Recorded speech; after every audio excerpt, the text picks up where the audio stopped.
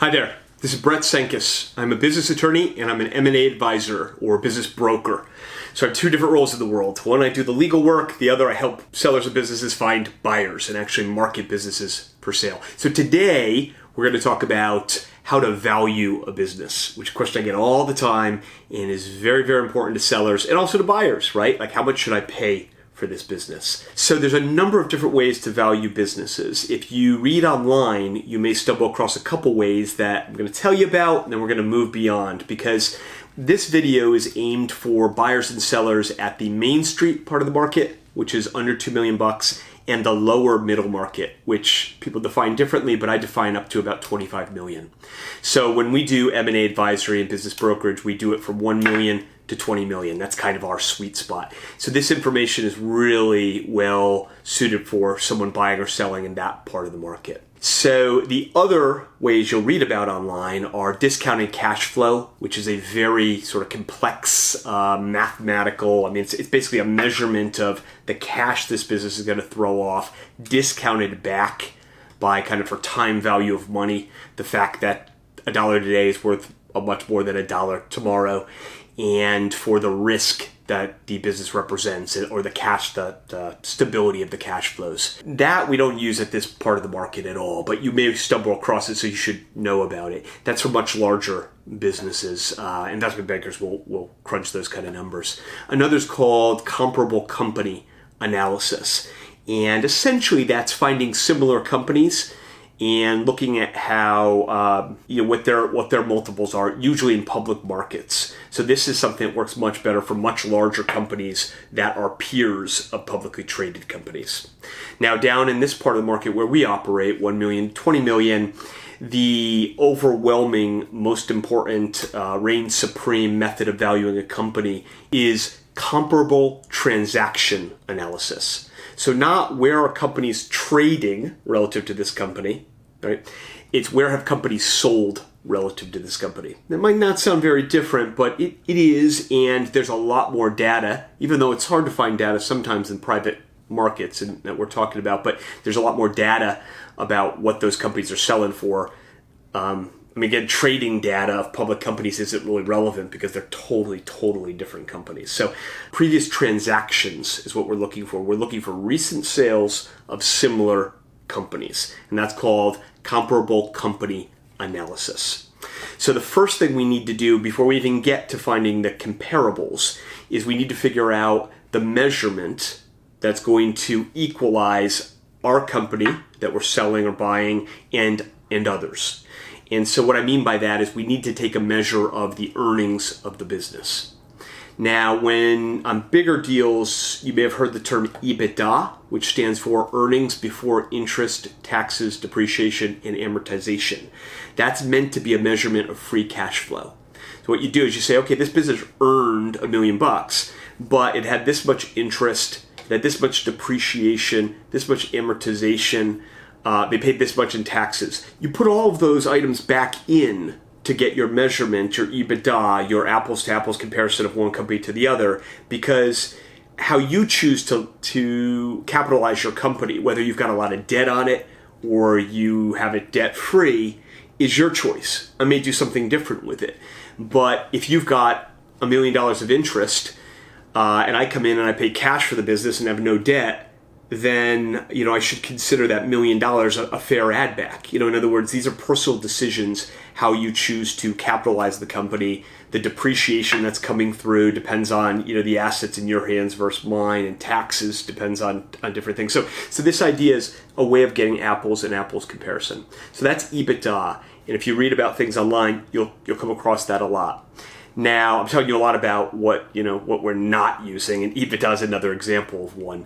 Although that's very common, you'll see it. That tends to be the measurement for larger companies. With companies in that 1 to 20 million sweet spot where we operate, we use something called Seller Discretionary Earnings. And it's fundamentally pretty similar, but we add back in the salary of the owner. We add back in discretionary expenses like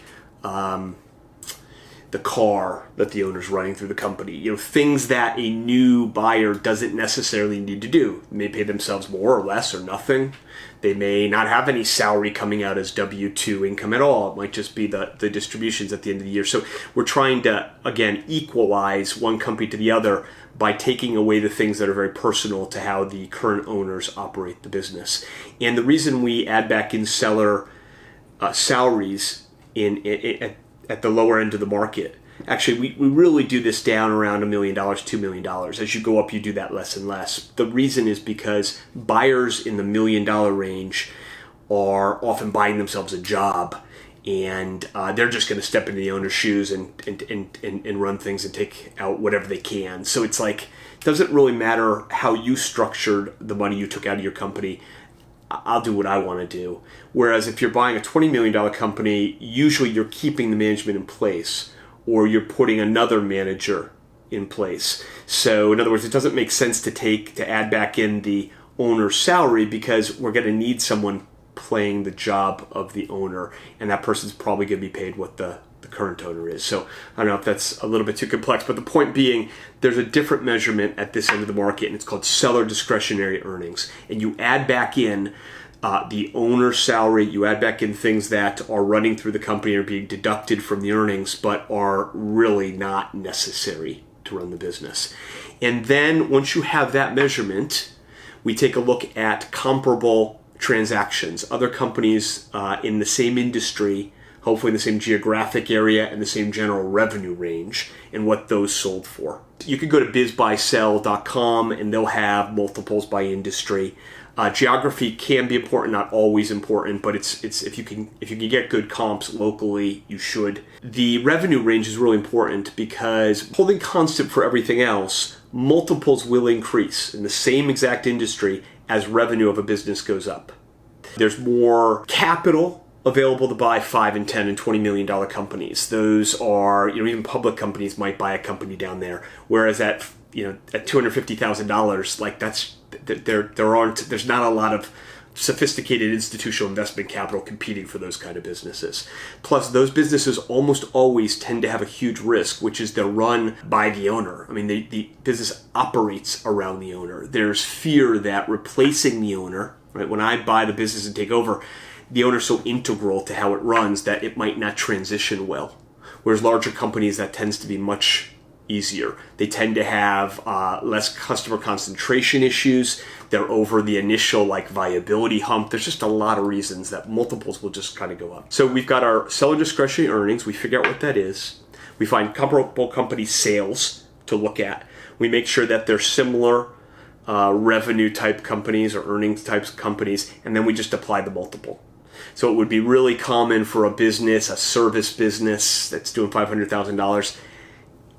Sometimes those are valued off revenue, by the way, but might be a couple times earnings, 2 times the seller discretionary earnings. It's not a big multiple. You just take the multiple that you find for the right industry and the right similarly situated companies, and you just apply it to your seller discretionary earnings. So if it's 2 times, it's 2 times $500,000 in seller discretionary earnings. Company's worth $1 million, right?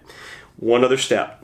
You then take some look at, and this is definitely in the more art than science category, but some look at assets that are being purchased that aren't part of the discretionary earnings. So things like real estate for sure would be valued separately and added back in.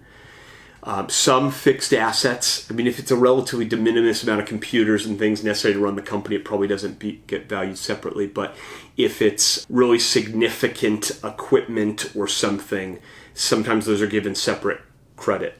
And then you would subtract out the liabilities that are being assumed by the buyer. So this part of the market, certainly down in that Main Street $1 or $2 million range, deals almost always get done as asset deals. I think you've heard me talk about that before.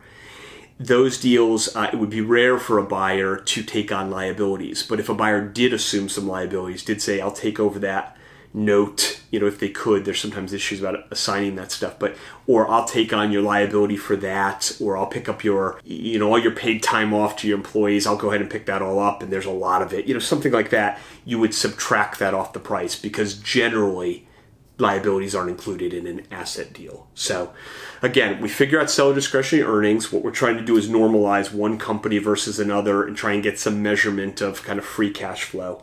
We do that by looking at earnings and adding back in salary and discretionary expenses. We find good multiples of companies that are similarly situated, same industry that's sold, apply that, add in tangible assets that would have already been kind of captured, take out liabilities, and that's what you got.